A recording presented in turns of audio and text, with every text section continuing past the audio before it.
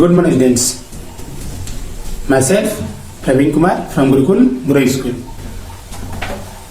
आज हम बात करेंगे class 10 chemistry first chapter chemical equation and reaction का अगला पार्ट, और इसमें हम पढ़ेंगे केमिकल इक्वेशन के बारे में। इसके पहले हम केमिकल रिएक्शन का इंट्रो देखे हुए थे, उसकी कैरेक्टरिस्टिक थी। आप नहीं देखे होंगे तो उसको पीछे आप देख सकते हैं। अब हम आगे पढ़ेंगे केमिकल इक्वेशन। आज हम जो पढ़ेंगे केमिकल इक्वेशन और बैलेंस इक्वेशन करने के लिए, यानी जो अनबैलेंस है उसको बैलेंस करने के लिए। तो ये आज हम दो टॉपिक जो है वो क्लियर करेंगे। सबसे पहले हम देख लेते हैं कि हमारा केमिकल इक्वेशन। केमिकल इक्वेशन क्या होता है? The method of representing a chemical reaction with the help of symbols and formula of the substance involved in it is known as chemical reaction। यानी वो मेथड जिसकी मदद से हम किसी केमिकल रिएक्शन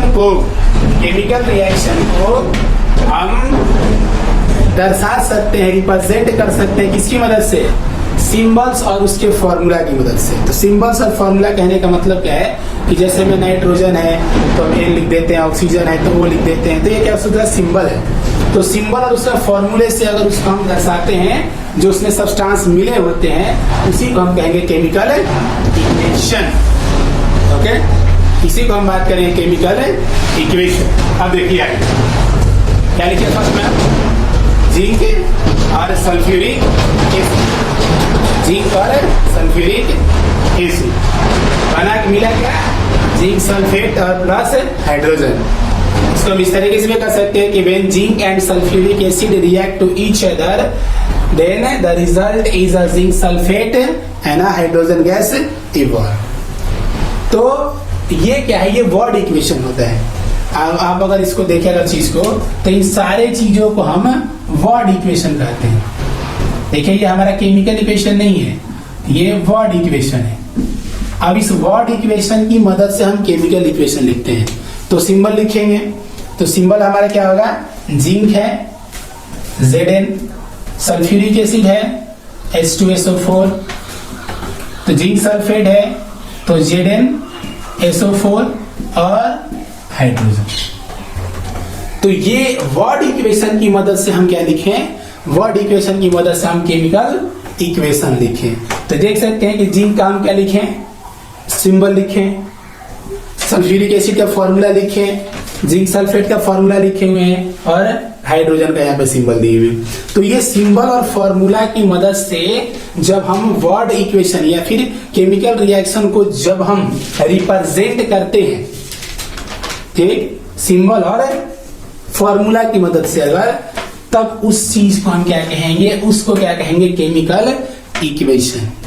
ओके, तो इसमें बस यही समझना है, जो भी आपको इस तरीके से दिखाई दे वो केमिकल इक्वेशन है। और इक्वेशन में क्या होगा? एक क्या होगा? हमारा राइट हैंड साइड तरफ होगा और एक लेफ्ट हैंड साइड तरफ होगा।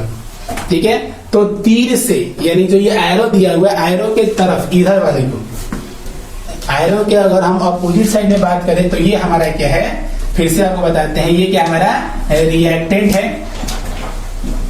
क्योंकि ये पार्ट लिए हुए हैं, और एरो के तरफ जो होंगे वो हमारा रिजल्ट है, यानी इसको हम लोग क्या बोलते हैं?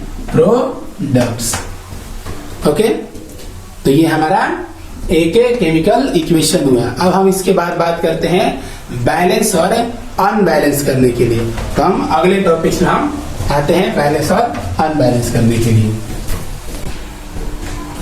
चलिए अब हम बात करेंगे हमारे अगले टॉपिक में balanced and unbalanced chemical equations. Balance और अनबैलेंस्ड केमिकल इक्वेशन क्या होते हैं ये हम समझते हैं। ये बैलेंस कहने का मतलब क्या होता है कि बिल्कुल संतुलित। रिएक्टेंट का तरफ जितने भी सारे एटम्स होंगे जिस भी एलिमेंट के, ठीक है, उसमें, और प्रोडक्ट में जितने होंगे, अगर ये दोनों अगर आपस में बराबर हो गए, अगर ये दोनों अगर आपस में अगर बराबर हो जाते हैं, तब हम उस समय उसको कहते हैं क्या? कि वो बैलेंस है।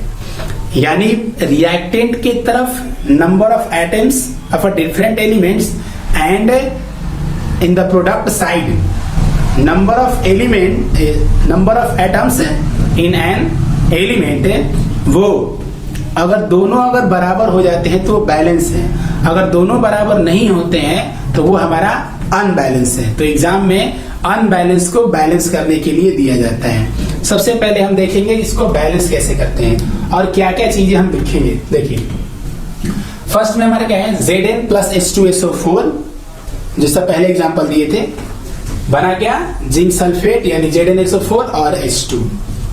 हम रिएक्टेंट की तरफ देख सकते हैं, लिखे रिएक्टेंट और ये प्रोडक्ट। हम सब चीजों भरते चलेंगे, एलिमेंट का नाम देंगे और उसका रिएक्टेंट में कितना है, प्रोडक्ट में कितना है, ये दोनों लिखेंगे और देखेंगे कि क्या ये दोनों बराबर हैं। अगर बराबर होते हैं तो वो बैलेंस है, अगर नहीं होते हैं तो वो हमारा अनबैलेंस है।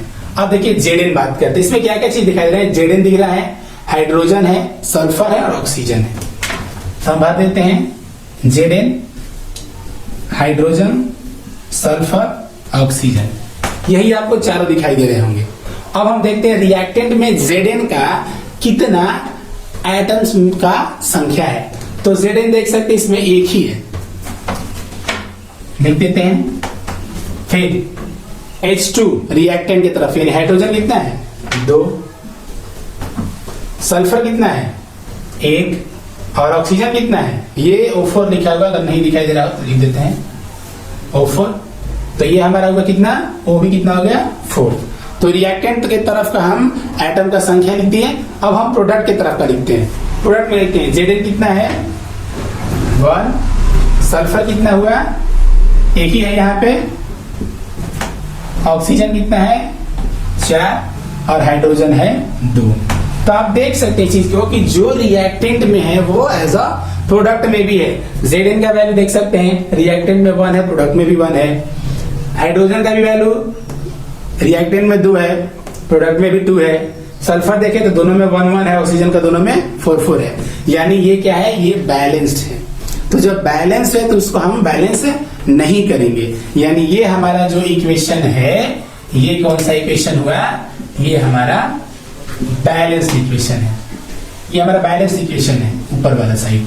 अब नीचे वाले में देखते हैं, ठीक है, नीचे वाले में हम भरते हैं सबका और ये देखेंगे कि ये बैलेंस है या अनबैलेंस्ड है। अगर बैलेंस हुआ तो छोड़ देंगे, अगर अनबैलेंस हुआ तो उसको बैलेंस कैसे करेंगे वो देखते हैं। तो हम स्टार्टिंग करते हैं, हाइड्रोजन और ऑक्सीजन, यही दोनों चीजें दिखाई दे रही है। यदि H2 प्लस O2 H2 है, हाइड्रोजन कितना है, रिएक्टेंट में 2 और ऑक्सीजन भी कितना है, 2। अगर हम प्रोडक्ट में बात करें तो प्रोडक्ट में हाइड्रोजन का संख्या है 2, लेकिन ऑक्सीजन का संख्या कितना है, 1। यानी ये बैलेंस नहीं हुआ, क्योंकि number of atoms of oxygen in reactant is different from the product. तो ये दोनों अलग अलग हो गए, अब इसको एक जैसा करना पड़ेगा। तो आप एक चीज को ध्यान में रखिए कि कभी भी अगर बैलेंस करते हैं तो हम उसके आगे का यानी उसके मॉलिक्यूल्स का संख्या बढ़ाते हैं, आगे नंबर लिख के। ये नहीं कर देते हैं कि अगर यहाँ पे अगर 2 दिया है तो एक काम करते हैं यहाँ पे हम 2 डाल देते हैं, दोनों बराबर हो जाएगा। ये कभी नहीं करेंगे, क्योंकि हम एटम्स का संख्या नहीं बढ़ाएंगे, हम मॉलिक्यूल्स का संख्या बढ़ाएंगे आगे रख के। तो चूंकि ये पूरा का पूरा एक कंपाउंड है तो हम बीच में कहीं नंबर नहीं लगा सकते हैं, हम बीच में कहीं भी नंबर नहीं लगा सकते हैं। जब भी लगेगा तो इसके फ्रंट में ही नंबर लगेंगे। देखें, कभी भी अगर ये नंबर लगते हैं अगर, तो ये आपको फ्रंट में ही नंबर लगेंगे। अब हम अगर इसको हमको 2 करना है तो हम आगे क्या करेंगे, हम 2 लगा देते हैं, हो गया। 2 जैसे ही लगाए, ऑक्सीजन कितना हो गया हमारा, 2 हो गया। ऑक्सीजन जो है वो 2 हो गए। यहाँ पे हम इस तरीके से लिखते हैं, देखिए ऑक्सीजन कितना हो गया, 2 कर दिए तो 2 हो गया। लेकिन एक चीज और देख सकते हैं कि ये 2 हुआ ऑक्सीजन, तो हाइड्रोजन 2 पहले से था और 2 और ला दिए तो ये आपस में मल्टीप्लाई कर जाते हैं, तो 2 2 जा 4। यानी अब क्या हुआ, अब प्रोडक्ट के तरफ क्या हो गया, प्रोडक्ट के तरफ अब हो गया हमारा 4 और रिएक्टेंट की तरफ कितना हो गया, 2।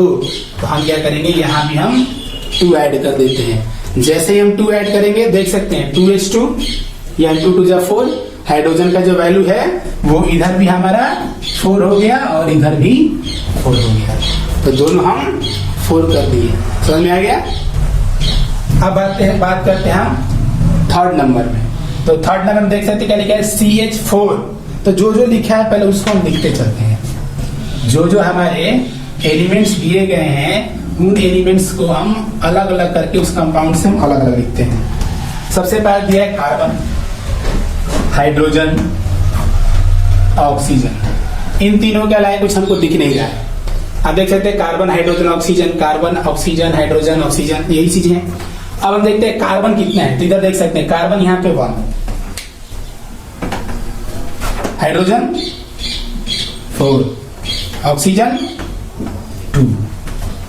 देखते हैं इधर आते हैं, कार्बन 1, ऑक्सीजन देखिए यहाँ भी है ऑक्सीजन, 2 यहाँ पे और 1 यहाँ पे है, तो 2 और 1 3 हो गया। टोटल मिला के ऑक्सीजन जो है वो 3 हो गया। और हाइड्रोजन कितना हुआ, यहाँ पे 2 ही है। तो हम देख सकते हैं कि कार्बन को छोड़ के बाकी हाइड्रोजन और ऑक्सीजन जो है ये दोनों अलग अलग हैं। अब इसको बैलेंस करना होगा, तो बैलेंस करने के लिए क्या करेंगे, एटम का संख्या ना बढ़ा के हम उनके मॉलिक्यूल्स का संख्या बढ़ाएंगे, यानी उसके आगे नंबर लिखेंगे।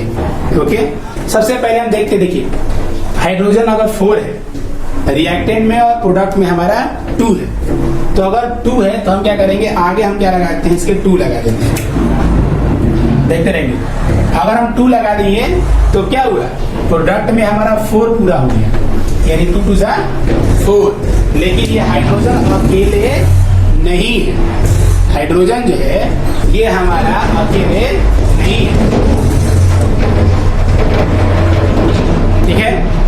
हाइड्रोजन अकेले नहीं है, इसके साथ कौन है, ऑक्सीजन भी है। तो अब ऑक्सीजन कितना हो गया, प्रोडक्ट के तरफ 2 और 2 4 हो गया, यानी प्रोडक्ट के तरफ कितना हो गया, प्रोडक्ट के तरफ हो गया 4, पहले 3 था, 2 यहाँ पर ये 2 मिलाकर 4 हो गए।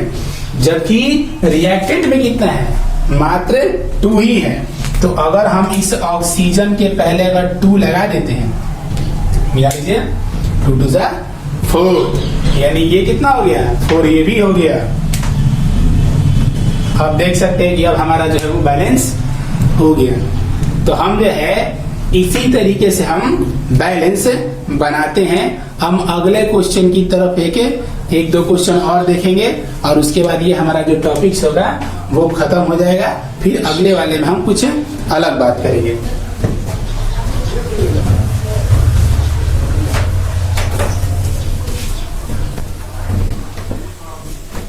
देखिए ये 2 क्वेश्चन और हैं हमारे पास, कुछ टफ तरह के दिए गए हैं, कुछ टफ हैं, उससे नॉर्मली से भी अलग ही है, इसलिए इसको हम बात करें इसके ऊपर। सबसे पहले क्या लिखा है, Mg प्लस OH का होल ट्वाइस प्लस HCl, यानी ये जो हमारा मैग्नीशियम हाइड्रोक्साइड है, HCl यानी ये हाइड्रोक्लोरिक एसिड, मैग्नीशियम क्लोराइड और H2O यानी पानी, आपका वाटर हो गया। इसको बैलेंस करने के लिए सबसे पहले इसका सबका लिख देते हैं कितना कितना है। सबसे पहले तो मैग्नीशियम हमको दिखाई दे रहा है, इसमें हाइड्रोजन है, क्लोरीन है और ऑक्सीजन है। इसको छोड़ के तो और कुछ है नहीं हमारे पास। एक चीज और नोट करेंगे, एक बात और कि कभी भी अगर हम एलिमेंट लिखते हैं तो एलिमेंट में फर्स्ट लेटर हमारा जो है वो कैपिटल होगा और सेकेंड लेटर हमारा क्या है वो स्मॉल होगा। अगर वो सारे के सारे अगर कैपिटल लिखे हैं तो इसका मतलब कि वो एलिमेंट ना हो कि वो कंपाउंड होता है। जिस तरीके से एक और बात कर लेते हैं, ठीक है, देखिए एक C एक O, इस तरीके से, और C और O। अब ये आया है तो हम एक बार बता ही देते हैं। देखिए इसमें C बड़ा है और O छोटा है, इसमें C और O दोनों के दोनों कैपिटल लेटर है। तो ये CO का मतलब क्या होता है, इसका मतलब होता है कोबाल्ट, जो कि एक एलिमेंट है, और इस CO का मतलब होता है कार्बन मोनोऑक्साइड गैस, कि कार्बन मोनोऑक्साइड है। तो ये कंपाउंड हुआ तो दोनों के दोनों कैपिटल लेटर हैं, तो आप इससे भी पहचान सकते हैं एलिमेंट और कंपाउंड को। अब बात करते हैं अपने टॉपिक में। तो मैग्नीशियम कितना लिखा हुआ हमारा, मैग्नीशियम 1 है रिएक्टेंट में। तो ऑक्सीजन देखिए यहाँ से, ऑक्सीजन यहाँ पे दोनों में यानी O और H दोनों में हमारा क्या है, 2 दिया हुआ है, तो ऑक्सीजन 2 हो गया, ठीक है। और हाइड्रोजन देखिए, हाइड्रोजन 2 यहाँ पे और 1 यहाँ पे, तो ये टोटल मिला के 3 हो गए, 3। अब क्लोरीन कितना दिया, क्लोरीन हमारा 1 ही है। इसमें भी एक चीज देख सकते हैं, C बड़ा है और L छोटा है, इसका मतलब क्लोरीन क्या है, एक एलिमेंट है। जो 17वें नंबर पे आता है पीरियोडिक टेबल में आपको। अब बात करते हैं हम इधर प्रोडक्ट की तरफ क्या क्या दिए हैं। मैग्नीशियम 1, चलिए बैलेंस है। क्लोरीन कितना ही है 2, बैलेंस नहीं है। हाइड्रोजन कितना दिया है 2, ये भी बैलेंस नहीं है। और ऑक्सीजन कितना दिया है 1। यानी मैग्नीशियम को छोड़ के हाइड्रोजन, क्लोरीन और ऑक्सीजन का जो एटम का जो नंबर है वो बराबर नहीं है। तो हम इसको बराबर करेंगे सबसे पहले। तो हम देख सकते हैं कि हाइड्रोजन जो है वो कितना है 3 है एक तरफ और एक तरफ 2 है। यहाँ पे 2 और एक 3 और यहाँ पे 2।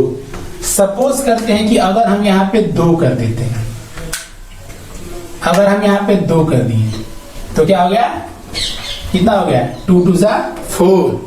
यानी अब की बात जो प्रोडक्ट के तरफ जो हाइड्रोजन का संख्या हो गया वो हो गया 4। ओके, और हो गया 4 मतलब कि हाइड्रोजन का संख्या रिएक्टर की तरफ कितना है 3 ही है। तो अगर हम यहाँ पे अगर लगा देते हैं इसे तो क्या हुआ 2H यहाँ पे और 2H यहाँ पे, यानी 2 2 4, यानी 2 और 2 मिला के 4 हो गए। यानी हम ये भी क्या कर सकते हैं, ये भी हमारा पूरा हो गया, बैलेंस हो गया। अब देखते हैं क्लोरीन 1 और 2 है। तो यहाँ देखिए क्लोरीन 2 खुद ब खुद पूरा हो गया। जब हम हाइड्रोजन को बैलेंस किए तो खुद ब खुद वो पूरा हो गया। और ऑक्सीजन कितना दिया था प्रोडक्ट की तरफ 1 है, जबकि यहाँ पे हम 2 लगा दिए तो वो भी हमारा पूरा हो गया। तो हम देख सकते हैं कि सारे की सारी चीजें जो है वो पूरी हो गई। अब बात करते हैं हम अगले में, यानी जो सेकंड नंबर जो क्वेश्चन दिया लिखे हुए हैं उसका बात कर लेते हैं। तो सबसे पहले हम देखेंगे कि इसमें क्या क्या लिखा गया है और उसके बाद उसको सॉल्व करेंगे। तो इसमें हमको क्या क्या मिल रहा है, हाइड्रोजन है, नाइट्रोजन है, ऑक्सीजन है, कैल्शियम है और तो कुछ नहीं है।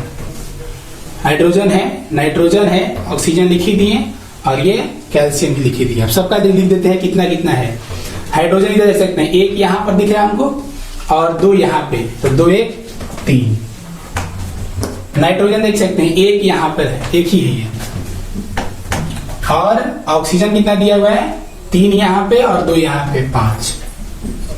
और कैल्शियम कितना हुआ 1 यहाँ पे दिया हुआ है। अब प्रोडक्ट की तरफ देखते हैं, कैल्शियम 1, नाइट्रोजन 2 हो गया क्योंकि ये बाहर भी 2 लगा है ना, यहाँ पे जो 2 लगा हुआ है, इसका कहने का मतलब है कि ये दोनों के लिए है। तो नाइट्रोजन अब कितना हो गया हमारा 2। ऑक्सीजन कितना हुआ 3 2 6 और 6 1 7, यानी ऑक्सीजन हो गया 7 और हाइड्रोजन कितना हो गया 2। साफ साफ हम देख सकते हैं कि कैल्शियम को छोड़ के कोई चीजें जो है वो मैच नहीं कर रही है। जब मैच नहीं करे तो उसको मैच कराना पड़ेगा।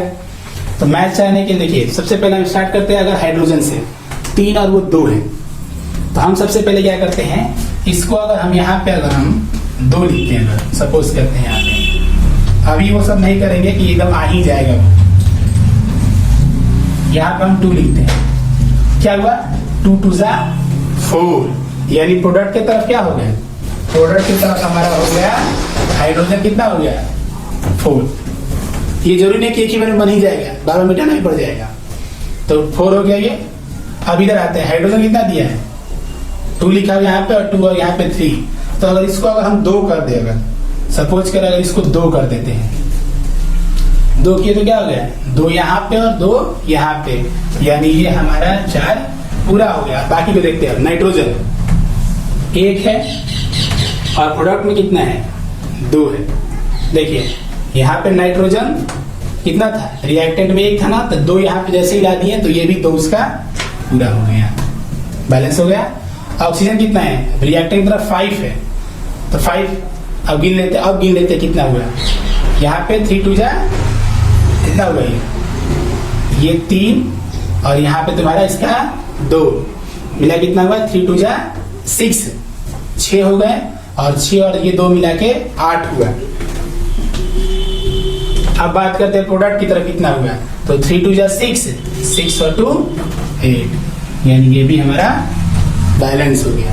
आगे कैल्शियम का तो बैलेंस है ही, तो कैल्शियम को ऐसे भी कैल्शियम में हम कुछ किए नहीं है, कैल्शियम हमारा कुछ नहीं हुआ है, जैसे वैसे हम लिखे हुए हैं। तो ये हमारा बैलेंस हो गया। लगभग आपको समझ में आ ही गया होगा, नहीं आता है अगर तो इस चीज को बार बार आप देखें। ओके, और अगले वीडियो में हम कुछ और टॉपिक्स के ऊपर बात करेंगे। तब तक आप इसको व्यू जरूर करें, और कुछ भी अगर प्रॉब्लम हो तो कमेंट बॉक्स में आप जरूर लिखें और सब्सक्राइब जरूर करें ताकि नोटिफिकेशन मिले आपको। Okay, thanks. क्लासेस चला रहे हैं, तो ये क्लासेस पढ़ने के बाद आप सभी को जरूरी है अपना कमेंट्स डालना। आपको अपना सब्जेक्ट पढ़ के और इसके बाद कमेंट्स में अवश्य लिखिए आइदर यू हैव अंडरस्टैंड और नॉट। इफ एनी क्वेरी उसमें आप मेंशन कीजिए, और अदरवाइज उसमें लिखिए I understood, I have done my homework. और जो भी होमवर्क दिया जाता है उसको पक्का पूरा कीजिए।